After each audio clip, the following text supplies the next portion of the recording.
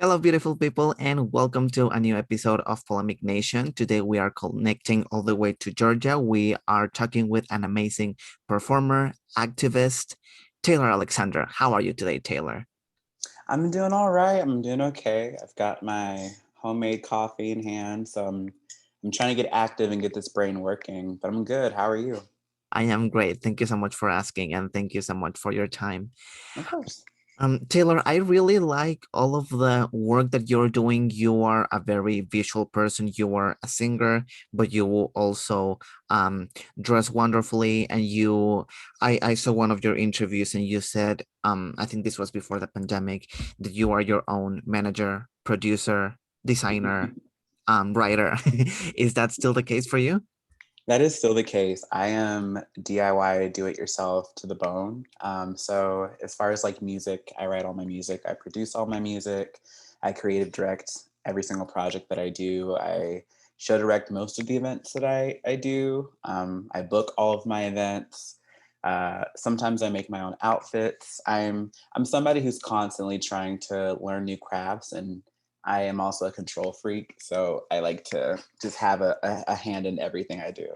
Mhm. Yeah, that was my question. The why, why, do you feel scared of letting go some of that control of your career? Do you feel more safe when you are in control of everything? I don't think it's necessarily so much of a control. Well, it's definitely part of a control issue because I feel like I want to make sure whatever I put out is authentically me. And I feel like sometimes when I give away control or let somebody do something for me, my intent kind of gets lost in it. But it's also just because I enjoy doing it. I'm somebody who wakes up with a bajillion different things, that I'm trying to do or projects that I want to do. And so I figure that I'm the best person to handle the job. So why not do everything myself? So it's also because I'm an Aquarius and we just like to be in control of things. That's awesome. So, speaking specifically about clothes, how did you find out your true style within them? Did you feel that fashion didn't have the clothes that you wanted? Did you feel that there was something specific that you wanted to do yourself? Or how was that journey for you figuring out, like, oh, this is it, this is what fits me, this is what I want to be and what I do? Hmm. I think in terms of like fashion outside of drag, it's something that's still ever evolving for me. I'm somebody outside of drag who really likes comfort over kind of like aesthetic or appeal. I guess because when I'm out of drag, I'm usually working or like on the go, and so I don't want outfits that detract from me doing that kind of work. So typically outside of drag, my outfits are like, big baggy black shirts, a baseball cap, a statement like hoop earring, something just like simple and easy. I think for me in drag or when I'm on stage, it's kind of like giving me space to kind of play up like not so much like my sex appeal, but more so just like enjoying the natural like curves or whatever that my body has. I just feel like I'm able to show off more of my body on stage than like, a regular day running to the coffee shop.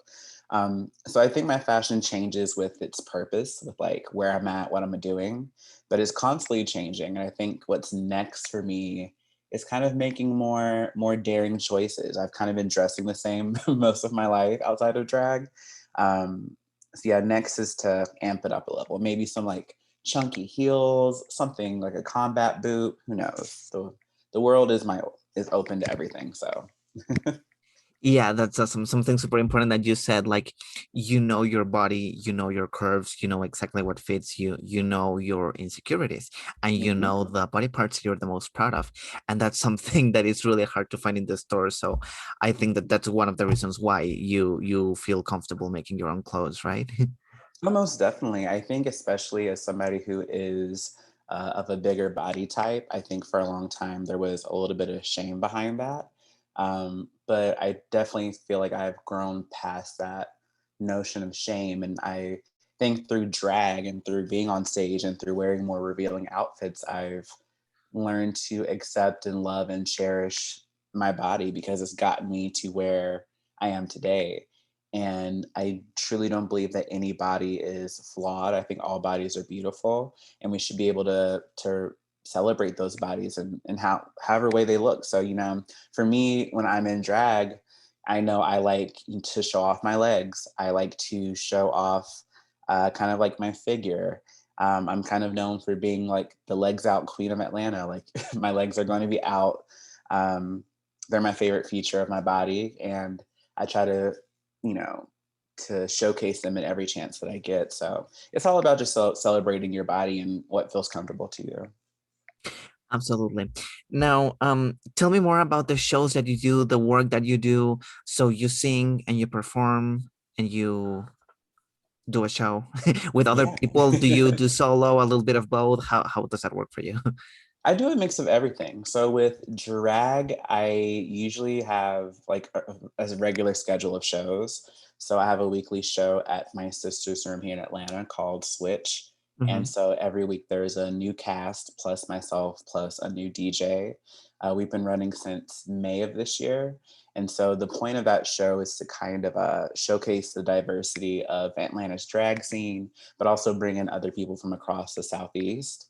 I also have a biweekly show called Amen at Sister Louisa's Church on Edgewood Avenue. We've been running for about 4 years now, and we have a staple cast of entertainers that I've known for years, but we also have special guests. I also run Sweet Tea, which is a queer variety show, so it's a mix of drag, live music, comedy, burlesque, sometimes circus acts, what have you. So it's always a good hodgepodge of things. When I'm doing music, typically I am on a bill with people I don't know, or typically like musicians that I know of and we have worked with, together over time. So it's usually like myself or two other acts. But when I'm on stage musically, it's usually just myself because I'm either playing something live or I am just singing over like an instrumental track or something like that. But I think the future for me I would love to do like a one woman show for drag where I have this dream where like my one woman show I would be performing, hosting, slinging drinks, and working the door all at the same time. So it's truly like a one woman show. I don't know how that's going to work, but that's like a major dream of mine. No, that sounds like a really cool idea. So you can make it work.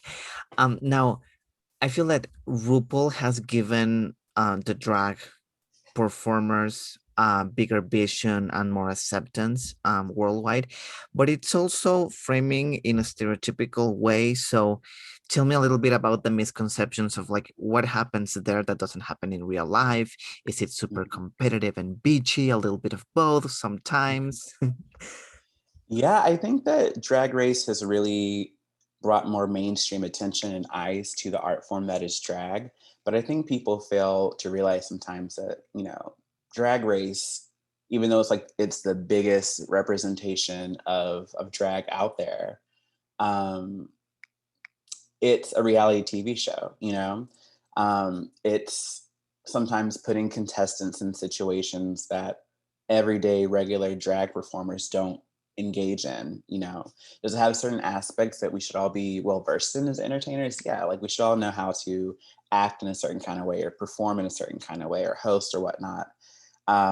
But in terms of like the format of Drag Race and kind of the stakes of Drag Race and the kind of like criteria that they judge people on, not so much. I think that uh, drag is inherently punk. I think it's way more DIY and gritty than people give it credit for. I think that is there drama in the regular drag scene? Absolutely. It's whenever you have people in like hair, heels, and makeup, there's gonna be drama. There's gonna be tension. Just because we're also human beings and not everybody gets along like that. But I think that real drag that's out there in bars and clubs, real performers that are not on TV, um, I think there's a little bit more dynamic kind of representation there than what you see on television on RuPaul's Drag Race. Yeah, that makes sense. And competition is everywhere if you think about it. Like lawyers fight against each other, politicians fight against each other, sales Yes. representatives fight against each other at the end. It's all drama and competition in many different ways and forms. But we all love drama, and that's why it sounds like they kind of make it more dramatic than it really is in real life, right? Yes, yes. Awesome. Now, I want to talk a little bit about last year. It was a very pivotal year for in many different ways. Yes. Specifically, I know that there were a lot of queer activists that supported the Black Lives Matter last year. So how did that change queer activism for you? You were part of that in some ways. Is that right? Yeah, I think that honestly, I'm still processing um, everything that happened last year, just because it was a very weird year for a lot of us. We've never been through like a global pandemic. We've never been through essentially the entire country, and for most of the world shutting down. Um, it was weird because, I personally went from seeing people 3, 4 times a week, whether it shows or going out, as I've been doing for almost 10 years now, to not being able to see anybody but like my partners and like my cats every single day. And I think, facing this deadly unknown virus that was completely new to everybody, on top of losing community interaction, on top of losing income, and on top of the kind of political climate, whether it was, um, elections happening, whether it was police brutality once again happening all over the country as it always does. There was like so many things stacked on top of each other that I think that even right now, we as a society have not fully recognized how important and catastrophic last year was. We're still dealing with it. And I think it's going to take some time to heal and process all of that. But for me, it really challenged me as a community organizer, because that is partly my day job and partly uh, a part of my drag and my kind of community organizing, is that I have to engage with people. And so, even though I wasn't able to access, being in physical space with people, I was constantly helping people, pay rent to keep a house over their heads. I was making sure that people could, drive and get access to their medicines. I was like, making sure people that I knew around me had access to food. Um, I was talking to people who I've never met in my entire life, just like trying to keep their head above water and make sure they're like happy and in a good mental health space. Um, I think last year, for anybody who does community organizing, really challenged us to think better, deeper, and to love harder on one another. And sadly, I feel like we're kind of going back into what 2020 was, especially with the rise of the Delta variant. Um, I don't know what's going to happen, but yeah, I think last year was a huge learning curve for me, at least. So. So, and then when the pandemic hit, you had to stop, of course, like making shows, performances, which is your primary source of income, right? Like it's your main job, the performance, the acting, all of that, right? It was a good chunk. I would say before the pandemic, it was like, almost half of my income, maybe like a third. Just because like, I also like make music, I do like graphic design and things like that, and then I have like my day job, Mm-hmm. which is partly like event producing and whatnot. Um, but yeah, it was a really quick shift, because I remember my first or my last show before the pandemic really kicked in was like March 14th of 2020. And I went from like, doing 2, 3 shows a week to doing nothing. And then immediately there was a shift to do online drag, which none of us had really done before. And that was a huge learning curve. I know I spent the first like month or two of the pandemic trying to figure out, how I can record myself on Zoom, how I can, you know, edit these videos and make them happen. Do I have to order a webcam, or do I need to buy a better camera? It was a huge learning curve for a lot of us. But, then I made the kind of like transition over to like digital drag. And for the first, few months, I was doing like a few digital drag shows. I did like a few digital DJ sets. And honestly, I was making more money at those things than I was in real life for a little bit. But then after about 2 or 3 months, that kind of, I think the novelty of seeing drag online changed, because everybody was like, oh, we used to see you in the clubs, and now we see you online. And then they got tired of like logging in and seeing us kind of like perform on Instagram Live, especially with the technical issues that always happen. So that kind of slowed down as well. But I think that a lot of us, uh, took that time to learn new skill sets. Now that we're kind of going back into doing shows in real life, a lot of us are trying to involve some kind of virtual digital performance aspect to it, because we realize there's a whole community of people out there who have never seen a drag show in real life, but we're able to see drag shows happen online for the first time and be engaged in that kind of way. So I think if anything we learned from the pandemic is that we can hybridize, if that's a word. I don't think it is, but hybridize like how we do drag. Make it half and half. So, Yes. because there are still some people who are not comfortable going out because, like you said, the Delta variant. So, are you still doing shows online or are you fully in person again? I am fully in person again. Personally, for me, I do not like digital drag. Okay. It's not the same. Yeah, I appreciate the way I was able to not even get in full drag for digital drag. Majority of my digital drag shows, I was in drag from like the waist up, but below I was wearing like pajamas and socks. And that was beautiful. I love that. But it's something about connecting with people, and you can't really, at least for me, I can't connect with people via the internet like while I'm performing. When I'm performing, I'm too busy thinking like, okay, is my like Wi-Fi good? Am I moving too slow? Is my video choppy? Are like my words that I'm lip syncing lining up with the music that's playing? There's that awkward like pauses and silence when you're like reading comments and talking to people. Mhm. It doesn't make me happy, but I know there's some people who, were doing drag in person before the pandemic, and then they converted to being online performers, and they're still doing it and they feel fulfilled. Like I have a good sister here in Atlanta.com, no pun intended, who does like weekly like Twitch streams or twice a week Twitch streams still. And that's like, a part of her income. And I think that's beautiful. But for me, I am an in real life kind of girl. Like I need to see somebody face to face. Yeah. Mhm. Um, I'm taking precautions, of course, because we're still in a pandemic, but I need to be on a stage in real life with in real life people. So Yeah, no, and connecting with people, like that's something that we've learned in this pandemic, like how much we yes. like people. I used to say that I didn't like people, that I love being alone, but after a year of Same. being home, I'm like, I miss people, I miss connections. Yeah, so did you feel that you grow as an artist and as a person in this pandemic? I really think I did. Honestly, I feel like this pandemic, in a weird kind of way, re-energized me. I think that it gave me time to kind of like sit in my craft a little bit more and really like, instead of being caught up on like doing shows back to back to back, I had time to sit down and like, what do I want out of drag? What do I want to create? What do I want to get better at? So over the pandemic, I took some more time to learn how to make better outfits, to change up my makeup, to change up my fashion, my wigs, kind of just like took some time to elevate my drag, so when things opened back up, I was able to become more active.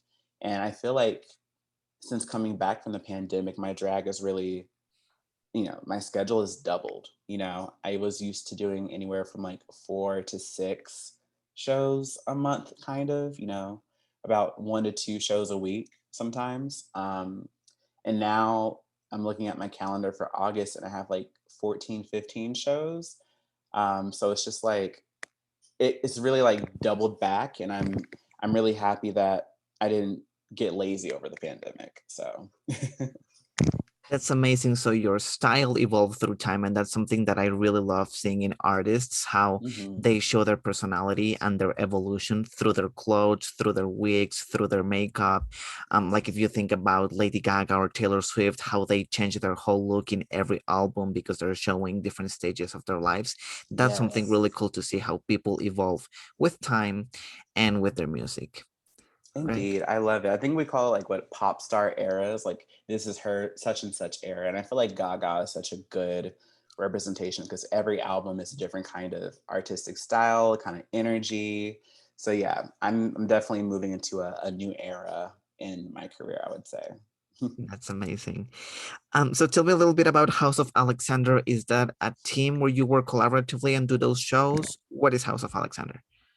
House of Alexander is my drag family, and we are also an events team.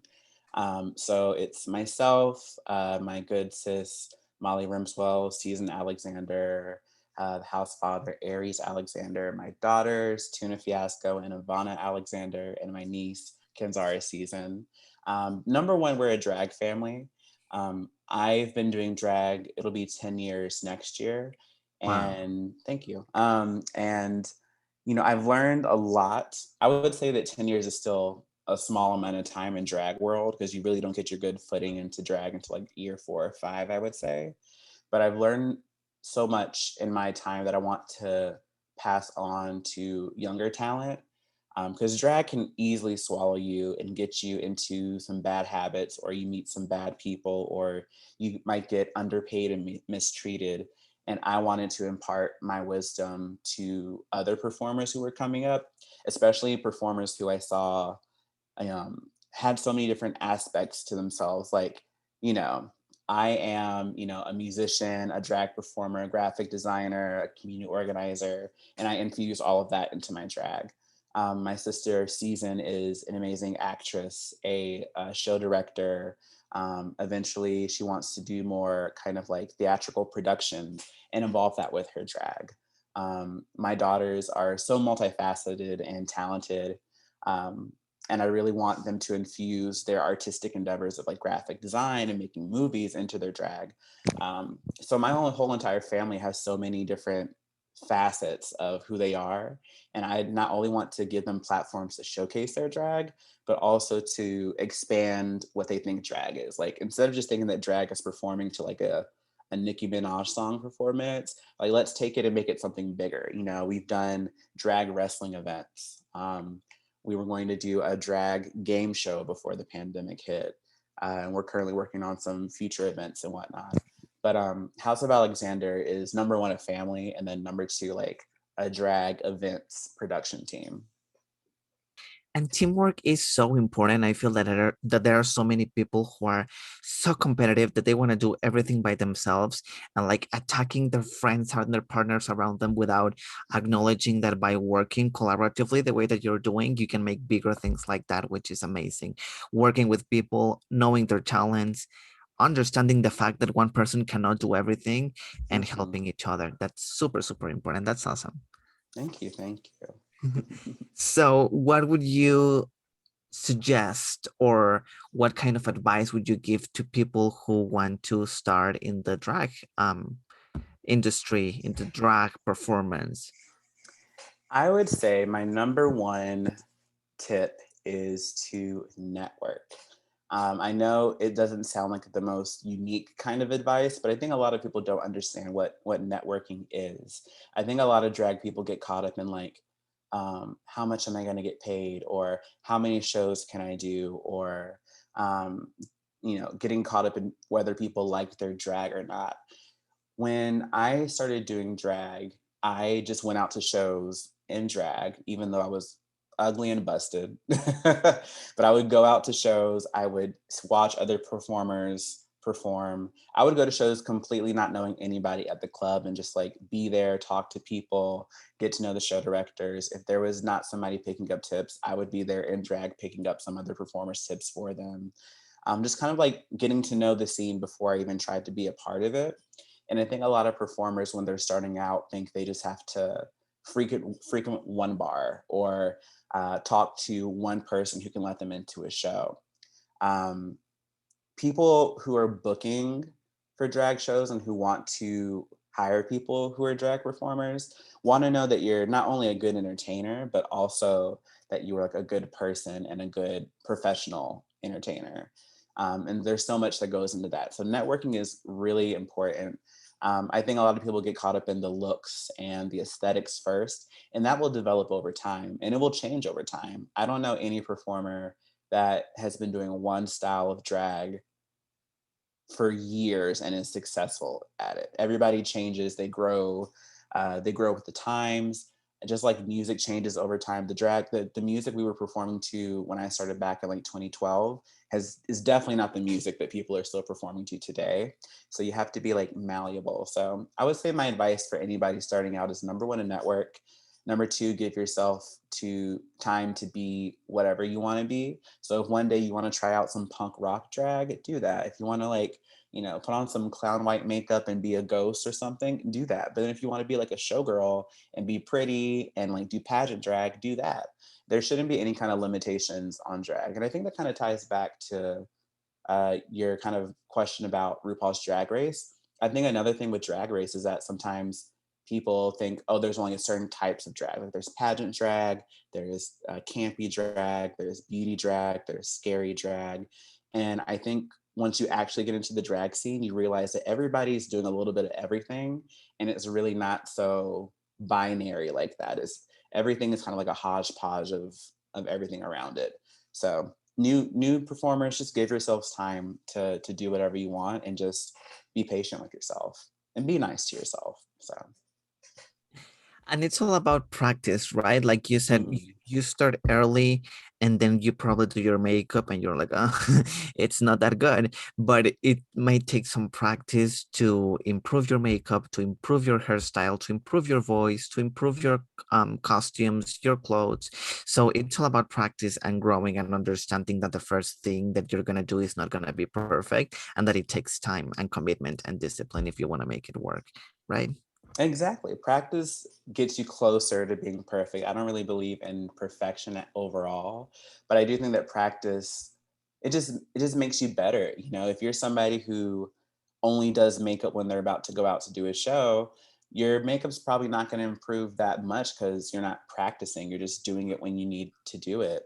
Um, yeah, you just need to give yourself time and space to practice, try new things, do a different kind of eyeliner this day, do a different kind of look this day, and just like feel it out. It's all about just, taking your time with it. Yeah. Now, Taylor, you've been a drag performer for 10 years. How do you see drag performers in 10 years? Like 10 years from right now. Yes. Mhm. Ooh. I think I think honestly we're going to get more deep into digital drag. I would say like, back in 2012 when I first started doing drag, people were still bringing their music to the club on like CDs.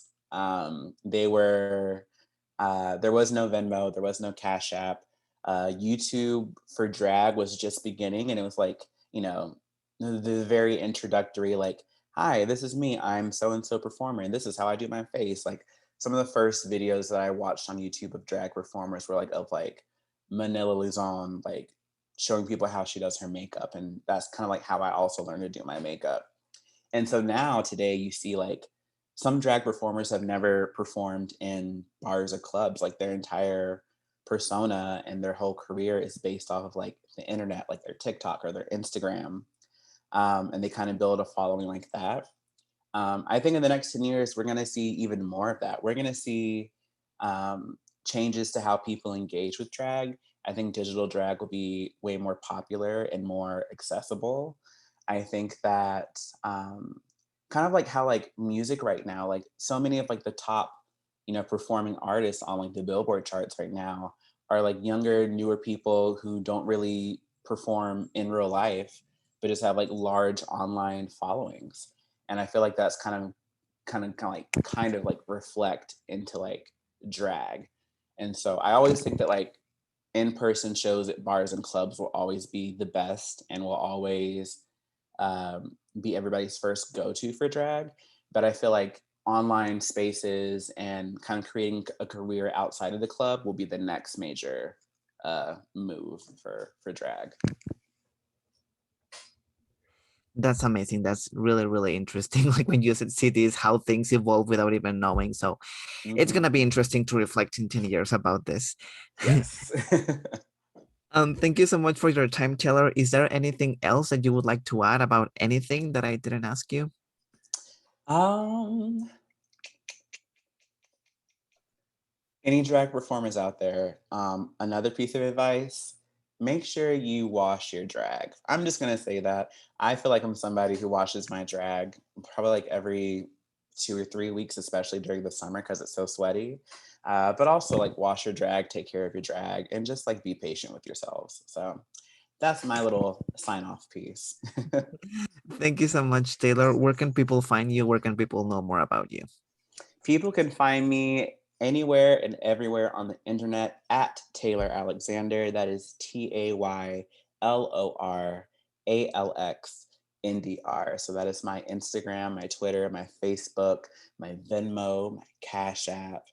It's all under that name, trying to keep the branding alive. If you follow me on social media, you can find out where I do shows. You can find out more about my music and everything else about me. I'm an open book. So hit me up. So streamlined. And I'm gonna leave those links in the episode description. Thank you so much for your time, Taylor. And thanks everyone for listening. Remember that you can listen to this podcast in Apple Podcasts, Spotify, Google Play, TuneIn, Amazon Music, Deezer Music, and you can follow our Facebook page Polemic Nation and our YouTube channel Polemic Nation to check for more updates. Thank you so much for your time, and until next time.